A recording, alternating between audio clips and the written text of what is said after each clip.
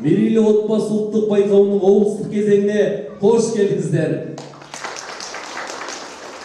Отбасы бұл әрбір азаматтың тірегі, қоғамның іргетасы және мемлекеттің жарқын болашағы. Шын мәнінде жан-жақты дамыған тұлға болсын, жауапкершілігі жоғары азамат болсын, отанға деген сүйіспеншілігіміз осының барлығы осы әрбір отбасында қалыптасады. Биылғы жылы осы өңірлік кезеңге берекелі бірлік пен өзара сыйластыққа ұйыған 154 отбасы қатысты.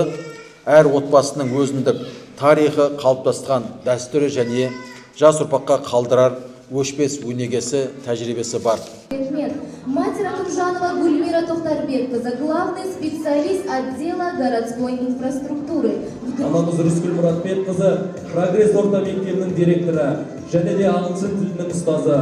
Вручается семье Симбаевых из Уланского района. Берекелі Симбаевтар жанұясы бүгінде 3 бала тәрбиелеп отыр.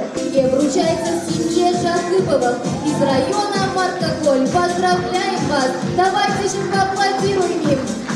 Бұл жанұя 1983 жылы 15 қыркүйекте отбасының шаңырағын көтерген. Бұлар 6 перзентті тәрбиелеп өсірген елге сыйлы көп балалы жанұя. Біз Жансейітовтар отбасы, біз Ридер қаласынан келіп тұрмыз. Бізде отбасымызда 3 баламыз бар. Біздің отбасымызға биыл 15 жыл болып жатыр.